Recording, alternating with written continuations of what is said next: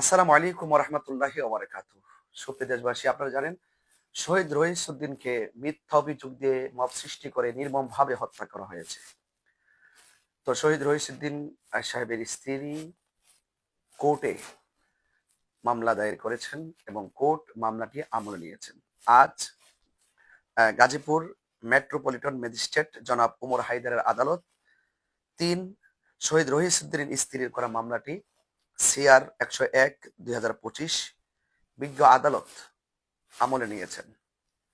আমি আদালতের মাধ্যমে প্রশাসন পর্যন্ত আমি পরিষ্কার ভাষায় বলতে চাই, দৃশ্যমান শহীদ রইসউদ্দিনের হত্যাকাণ্ড যারা ঘটিয়েছেন তাদেরকে অনতিবিলম্বে গ্রেফতার করে সর্বোচ্চ শাস্তি নিশ্চিত করতে হবে এবং রাজপথে যারা শহীদ রইসউদ্দিনের হত্যাকারীদেরকে গ্রেফতারের দাবিতে আন্দোলন করেছেন, সংগ্রাম করেছেন, বিপ্লব করেছেন, লড়াই করেছেন, ঘাম জড়িয়েছেন, সবাইকে আমার পক্ষ থেকে ধন্যবাদ জানাচ্ছি। এবং পাশাপাশি যারা রাজপথে আন্দোলন করতে এসে অযথা গ্রেফতারের শিকার হয়েছেন এবং যাদেরকে গ্রেফতার করা হয়েছে তাদেরকে অনতিবিলম্বে নিঃশর্তে মুক্তি দেওয়া এবং উদ্দেশ্য প্রণোদিত মামলাটি প্রত্যাহারের জোর দাবি জানাচ্ছি। এবং শহীদ রইসউদ্দিনের মামলাটি কোর্টে দায়ের করার পেছনে যারা অক্লান্ত পরিশ্রম করেছেন, বিশেষ করে আইনজীবী এবং আমাদের সিনিয়র সহযোদ্ধা যারা রয়েছেন, সকলকে আমার পক্ষ থেকে ধন্যবাদ জানাচ্ছি। আর প্রিয় সুন্নি ভাইরা, আপনাদের কাছে আমি স্মরণ করে দিচ্ছি, আপনারা ইতিমধ্যে দেখছেন শহীদ রইসউদ্দিনের ঘটনার পরে, এই হত্যাকাণ্ডের পরে অনেক অপশক্তি কিন্তু আমাদের পেছনে লেগে পড়েছে।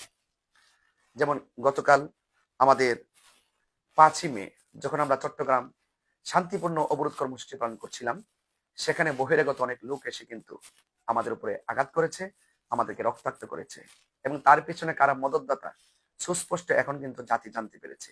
এবং তাও লক্ষ্য করেছেন চট্টগ্রাম মহানগর জামাতের আমির জনাব জনাব শাহজাহান চৌধুরী সাহেব, তিনি কিন্তু ঢালাও একটি ভরা মজলিসে চূড়ান্ত একটি মিথ্যা কথা অনলাইনে ছেড়ে দিয়েছেন। তিনি বলেছেন জামিয়া আহমদিয়া সুন্নিয়ায় নাকি 1.5 ঘন্টা সেনাবাহিনী তল্লাশি করে অনেকগুলো অস্ত্র পেয়েছেন। চিন্তা করছেন, সেনাবাহিনী আমাদের বিশ্বাসের জায়গা, সেই জায়গাটার সেনাবাহিনীর নামে একটা মিথ্যা অপবাদ চালাই দিল। সেই সেনাবাহিনীকে কিন্তু জনতার আদালতে প্রশ্নবিদ্ধ করলো। আমি তীব্র নিন্দা জানাই। এবং এমনকি শাহজাহান চৌধুরী সাহেব একজন ইসলামপন্থী দাবিদার, ইসলামী রাজনীতির দাবিদার একজন ব্যক্তি যদি এরকম ঢালাও ভরা মজলিসে অনলাইনে মিথ্যা বলতে পারে, তাদের কাছে ইসলাম এবং রাষ্ট্র কিভাবে নিরাপদ? আমি আমি গত বিবৃতি বলেছি, অনতি বিলম্বে এই শাহজাহান চৌধুরী সাহেব জামাতের আমির, মাইজ ভান্ডার দরবার শরীফ, আমির ভান্ডার দরবার শরীফ এবং জামিয়া আহমদিয়া সুন্নিয়া মাদ্রাসা নিয়ে যেই রকম মিথ্যা তত্ত্বের বিভ্রাট এই জনমনে ছড়িয়ে দিয়েছেন, অনতি বিলম্বে তিনি জামিয়া আহমদিয়া সুন্নিয়া কর্তৃপক্ষ এবং মাইজ ভান্ডার এবং আমির ভান্ডার সহ যাদের ব্যাপারে তিনি মিথ্যা অভিযোগ তুলেছেন, ওনাকে অনুতপ্ত হওয়া, ক্ষমা চাওয়ার জন্য আমি বিনীত অনুরোধ করছি এবং ওনার বক্তব্যটি এক্সপান্স করার জন্য আমি অনুরোধ করছি। এবং সুন্নি ভাইরা, ষড়যন্ত্রের আরেকটি অংশ হলো, আপনারা দেখেছেন আমাদের একজন সুফিপন্থী উদার মনের মানুষ, যিনি রাষ্ট্রীয় সম্পদ, যিনি একজন বিশিষ্ট সফল ব্যবসায়ী এবং যিনি অত্যন্ত উদার মনের মানুষ, জনাব আলহাজ সুফি মিজানুর রহমান সাহেবের বিরুদ্ধে কিন্তু তারা মিথ্যা এবং ষড়যন্ত্রমূলক মামলা করেছে।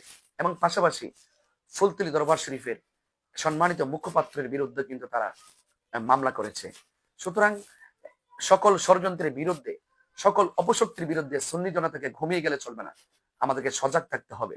সুতরাং রইসউদ্দিনের রক্ত, আল্লামার শহীদ ফারুকের রক্ত বৃথা যেতে দিব না। সকল অপশক্তিকে আমরা রাজপথে ইনশাল্লাহ রুখে দিব। ন্যায্য অধিকার দাবির লড়াইয়ে আমরা আহলুস সুন্নাত ওয়াল জামাত সবসময় শান্তিপ্রিয় এবং আমরা শান্তিপ্রিয়ভাবে লড়াই চালিয়ে যাব এবং আহলুস সুন্নাত ওয়াল জামাতের সেই শান্তির বার্তাকে কেউ যেন দুর্বলতা মনে না করে। ইনশাল্লাহ ইতিমধ্যে দেখেছেন বিগত 26শে এপ্রিল ঢাকার ঐতিহাসিক প্রেস ক্লাবে আমরা আহলুস সুন্নাত ওয়াল জামাতের শুধুমাত্র একটি মিস কল দিয়েছি এবং সার্বভৌমত্ব রক্ষায় এবং ইসলাম ধর্মের যে ভাবমূর্তি, সেই ভাবমূর্তি রক্ষায় একমাত্র শান্তিপ্রিয় দল আহলুস সুন্নাত ওয়াল জামাত, সেটা আবারও প্রমাণিত হয়েছে। সেই জন্য ধর্মের নামে অধর্মের চর্চা এবং রাষ্ট্রের সার্বভৌমত্ব নিয়ে কোনো ষড়যন্ত্র আমরা ইনশাল্লাহ সকলে ঐক্যবদ্ধভাবে আমরা রুখে দিব। সবাই ঐক্যবদ্ধ থাকুন এবং যারা সত্যিকার ইসলামকে ভালোবাসেন, সত্যিকার দেশকে ভালোবাসেন এবং সত্যিকার অর্থে যারা ন্যায়ের পক্ষে, তারা ঐক্যবদ্ধ থাকুন ইনশাআল্লাহ। আসসালামু আলাইকুম ওয়া রাহমাতুল্লাহি ওয়া বারাকাতুহু।